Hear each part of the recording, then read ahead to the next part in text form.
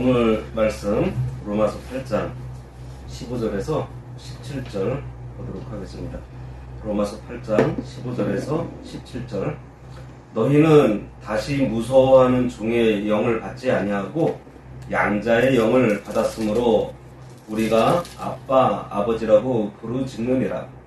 성령이 친히 우리의 영과 더불어 우리가 하나님의 자녀인 것을 증언하시나니 자녀이면 또한 상속자 곧 하나님의 상속자요 그리스도와 함께 한 상속자니 우리가 그와 함께 영광을 받기 위하여 고난도 함께 받아야 할 것이니라. 아멘. 오늘 말씀의 제목은 상속자입니다. 지난주에 우리가 빚을 누구에게 지었다고 했죠? 하나님께 구원의 빚을 졌고 사랑의 빚을 지은 자들이라고 했습니다.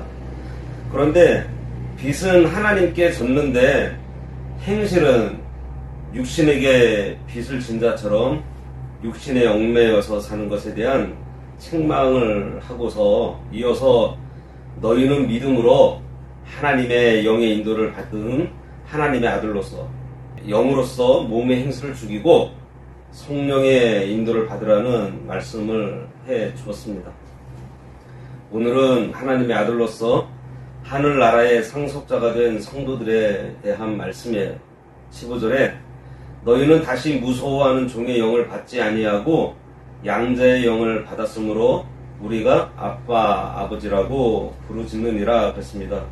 여기 무서워하는 종의 영이라고 하는 것은 율법 아래에 있는 죄의 종, 죄의 종로로 타는 자가 율법의 그 정죄에 자유롭지 못하다는 것을 깨닫게 되어서 마음속으로 늘 두려워하는 것을 가리킵니다.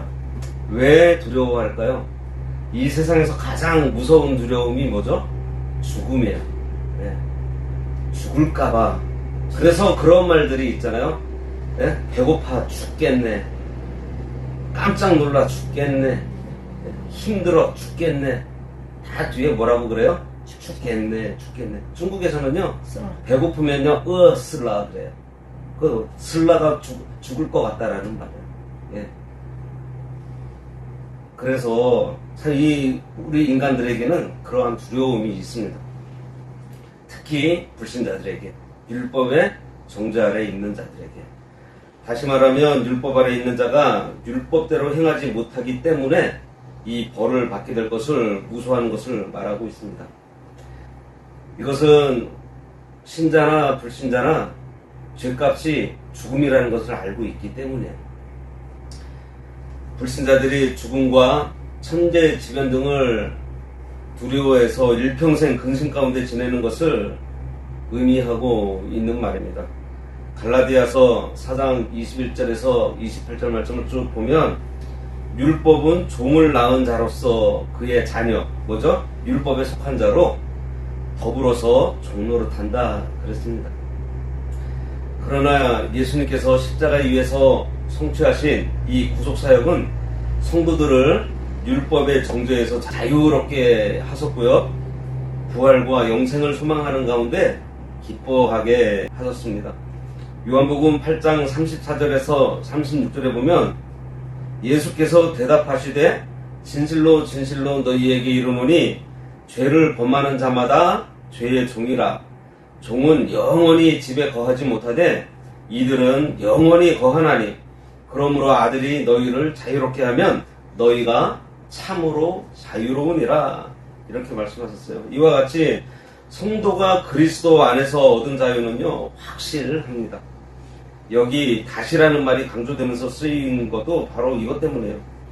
율법이 역사할 때에는 율법 아래에 있는 자들에게 자유와 해방을 주기보다 오히려 율법의 정죄 아래 두어서 무서워하는 종의 위치에 있게 되었어요. 그러나 성령이 복음을 가지고 역사할 때에는 믿는 자에게 자유와 해방을 주고 하나님의 양자로 삼아 주신 것입니다. 그리고 여기 보면 종의 영을 받지 않고 양자의 영을 받았으므로 그랬습니다. 이것은 먼저 그리스도의 그 구속 사역으로 말미암아서 예수를 믿는 자마다 법적으로 하나님의 자녀로 인정을 받게 된 것을 의미해요. 여기서 양자라는 표현으로 하나님과 우리의 관계를 아주 잘 설명하고 있습니다.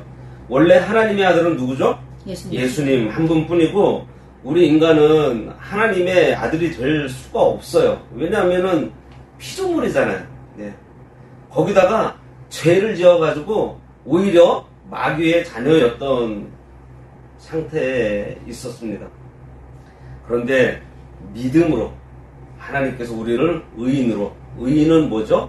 죄가 없는 사람, 죄가 없는 사람으로 여겨주심에 따라서 하나님의 자녀로 인정받게 된 것입니다.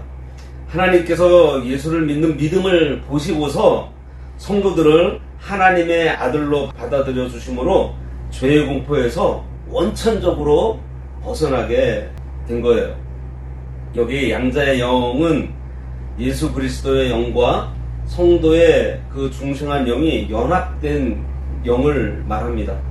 그리고 이 양자의 영은 그리스도의 부활의 생명과 또 연합되어 있는 영이에요.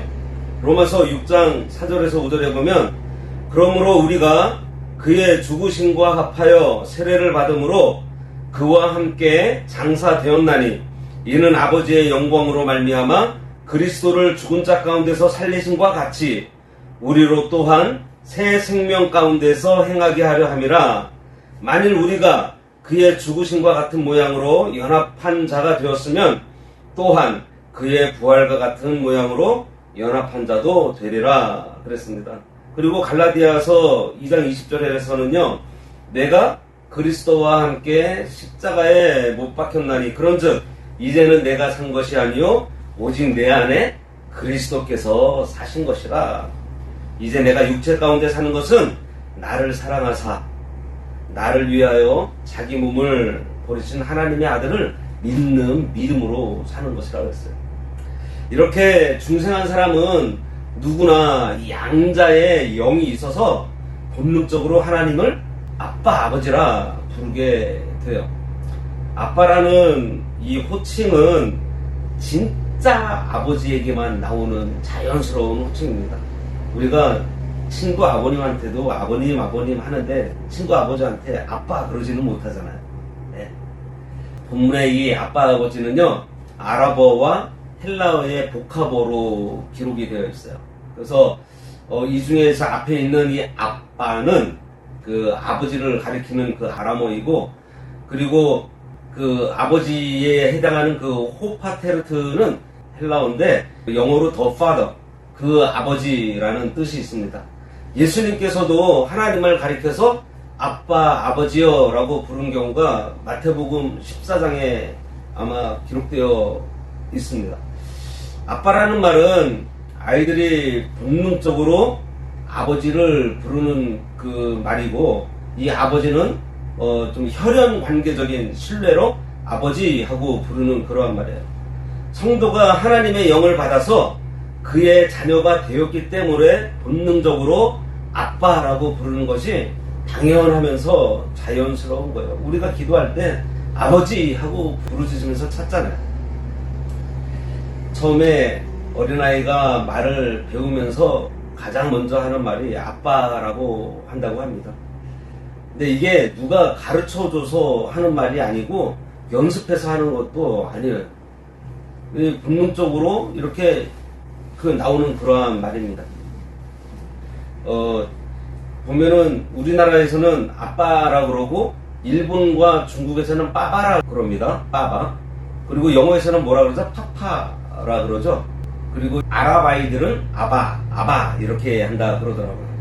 거의 모든 나라에서 아빠에 대한 이 발음이 거의 비슷해요. 예. 천진난만한 모든 어린 아이들이 본능적으로 아버지를 부를 때 나오는 말이 이 아빠입니다. 이것은 아마도 에덴 동산의 말이 아닌가 싶어요. 그리고 여기서 아빠, 아버지라고 부르짖는다고 했는데요. 이 부르짖는다는 것은 감정이 격앙이 되어서 큰 소리로 외치는 것을 부르짖는다고 합니다.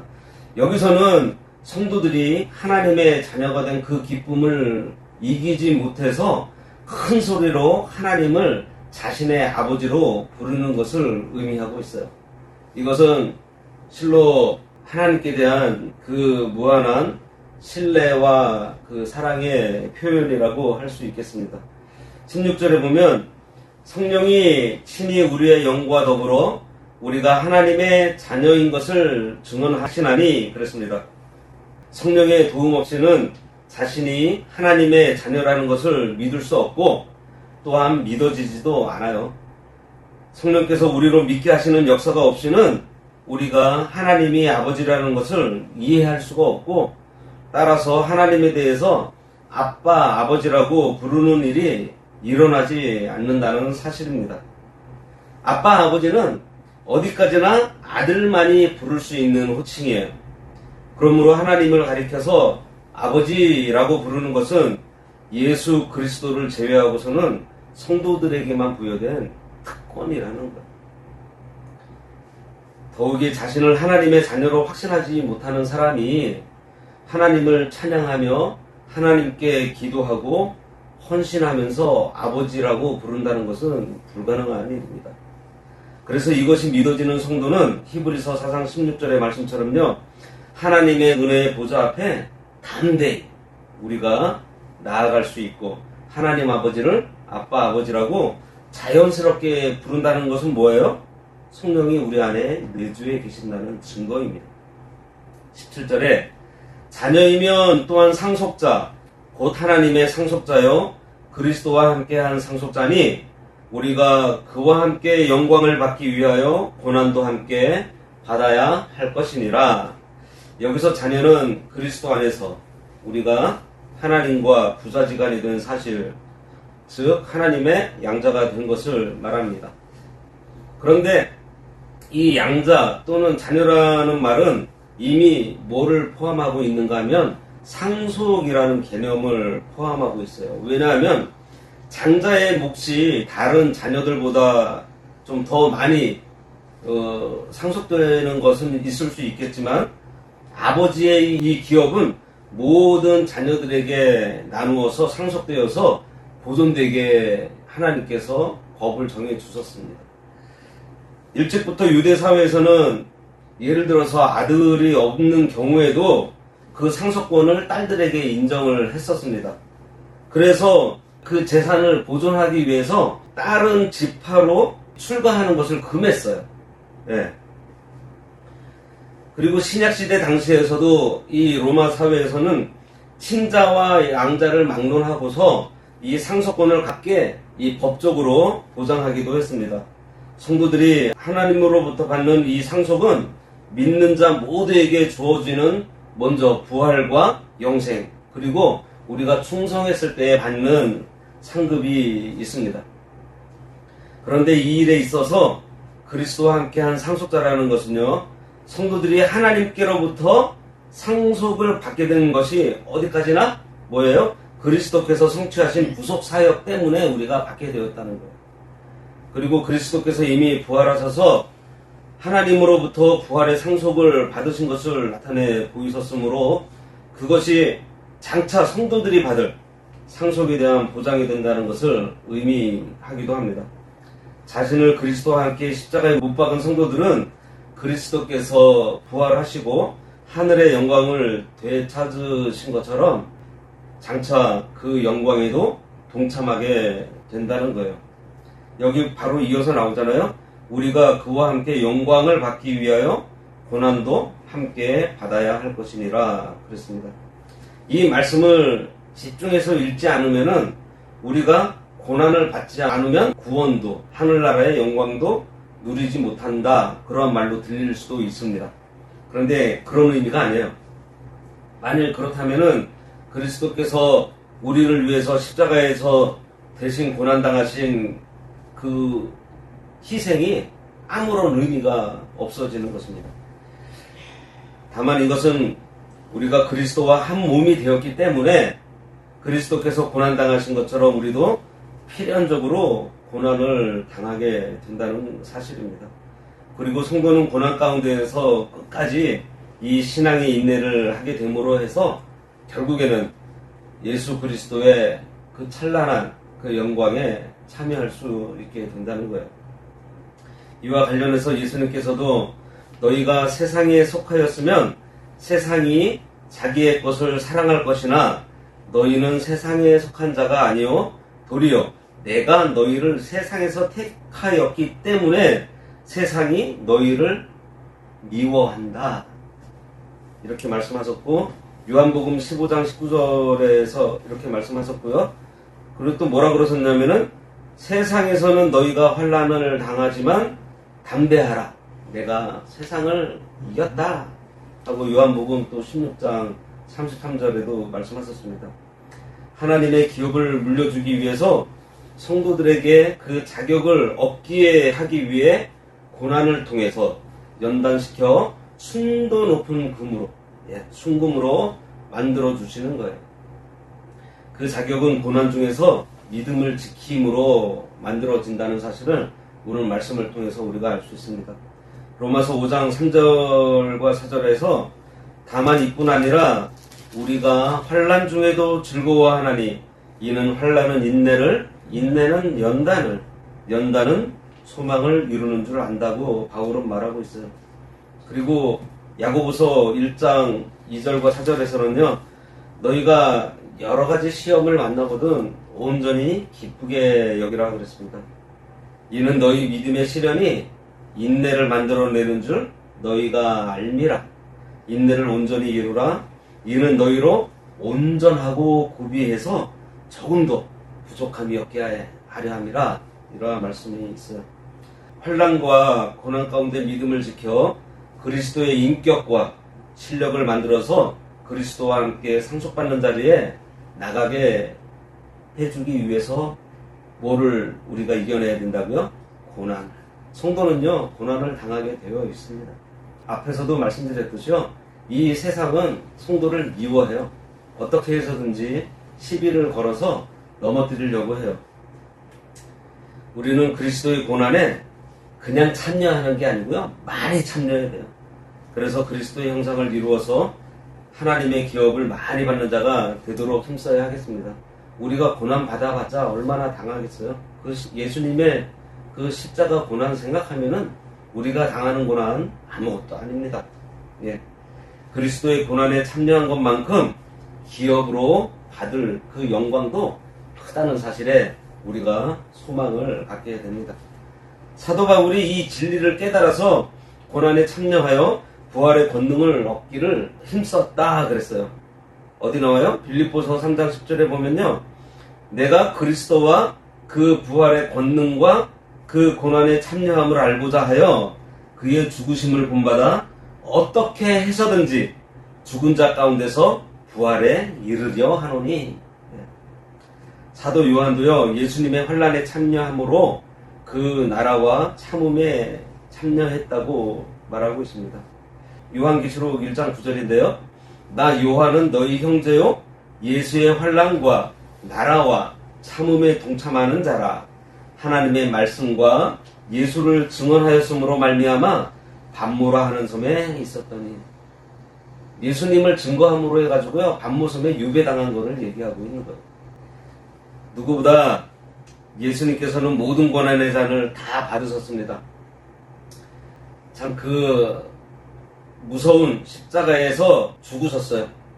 모든 환난에 예수님께서 참여하셨고 능히 그 고난을 이겨내셨습니다. 오늘날에는 기독교인들이 고난 없이 예수님을 믿고 고난보다도 영광을 취하려고 하는 경우가 많이 있는 것 같습니다. 이것은 마치 농부가 농사 짓는 수고 없이 어려움 없이 열매를 얻고자 하는 것과 같아요. 제가 이 말씀을 이렇게 준비하면서 요즘 밭에 물을 안 주고 있거든요. 물을 열심히 줘야겠다. 수고 없이 내가 여기서 열매를 얻으려 하고 있구나 이런 생각을 하게 됐습니다. 그리고 우리 교육자들도요. 이 강단에서 성도들에게 십자가를 지고 주님의 그 고난의 발자취를 따라가야 하며 그리스도의 형상을 이루어가도록 가르쳐야 되는데 그러지 않고 오히려 육신의 욕구를 채워주고 듣기 좋아하는 돈 많이 벌고 복 받는 설교를 많이 하는 것 같아요. 이것은 농부에게 농사의 방법과 농사하는 수고의 어려움을 이겨내는 것을 가르쳐 주지 않고 가을에 오곡백과를 풍성히 추수해서 그것을 먹으면 즐겁고 건강해지고 좋다는 것만 가르치는 것과 같아요.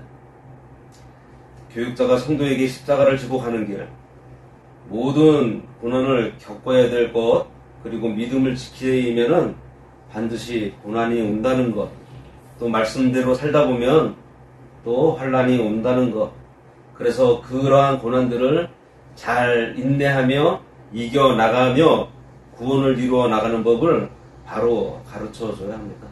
이게 우리 교육자들이 해야 될 일이고 또 우리 성도들도 그러한 것들을 얘기를 해야 돼요. 예수 믿으면 복 받아요. 이게 복음이 아니잖아요. 예. 다음 시간에는 이제 우리 사람들뿐만이 아니라 이 피조물들도 구원을 고대한다는 그러한 내용으로 18절부터 30절까지의 내용인데 또 우리가 그걸 또 살펴보도록 하겠습니다. 기도하겠습니다. 하나님께서 우리들을 사랑해 주셔서 그리스도의 보혈로 그 더러운 죄를 깨끗하게 씻어 주시고 의인으로 삼아 하나님의 자녀 삼아 주시니 감사합니다. 저희가 하나님의 자녀가 되어서 이제는 하나님을 아빠 아버지라 부르게 하시고 언제든지 하나님 앞으로 담대하게 나아갈 수 있도록 하시니 참으로 감사드립니다. 하나님의 자녀로 그리스도의 고난에 동참함으로 해서 저희들이 연단받고 만들어져서 하나님께서 요구하시는 자격을 주려고 하신다고 하셨사오니 저희들이 그 그리스도의 고난에 온전히 참여함으로 해서 그리스도가 상속받은 부활과 영생에 우리도 참여할 수 있게 하여 주시고 그리스도의 그 큰 영광에 저희들도 인내함으로 참여할 수 있도록 도와주시옵소서. 그리스도인으로 하나님의 자녀로 이 광야와 같은 세상 살아갈 동안에 어떠한 환난과 역경에도 저희들 감사하며 인내로 통과하도록 불기둥과 구름기둥으로 만나로 반석에서 물을 내어주시며 인도하여 주시기를 간절히 바라옵고 원하오며 예수님의 이름으로 기도드리옵나이다. 아멘.